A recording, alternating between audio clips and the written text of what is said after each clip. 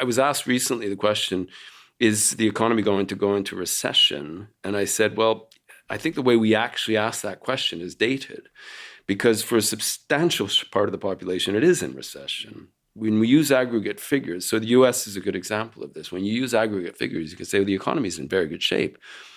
But when you look at public opinion surveys and how people feel about the state of the country and their own lives and where things are going, there's a great deal of gloom there. So what's the disconnect?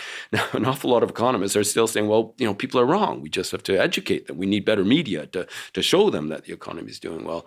Well, the vibe session, right? The vibe session, that's right. Yes.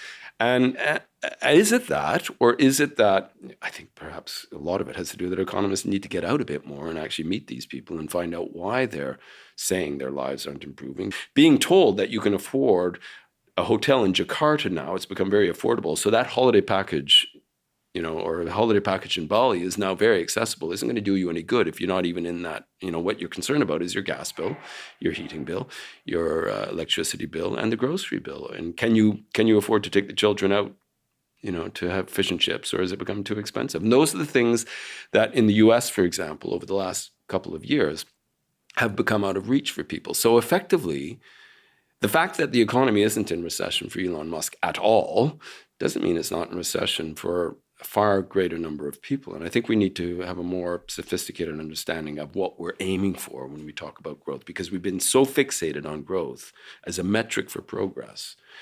And we've lost sight of that. Well, how is it affecting ordinary lives? And also a controversial question, is it always going to be better to add income? Is there some trade-off? One of the effects on family life of very rapid growth is it does weaken the family, mainly because of increased labor mobility. People can and do go to where the opportunities are. There is a trade-off to that. There is something lost. In a sense, the vote for things like Brexit, the vote for MAGA, there was a motivation of just trying to preserve life within communities. I'm not suggesting that those were the right solutions at all, but I think the motive of many people supporting it was just, can we still have our communities? Can I still afford to go to the football match? Things like that are being lost in many ways as a result of growth.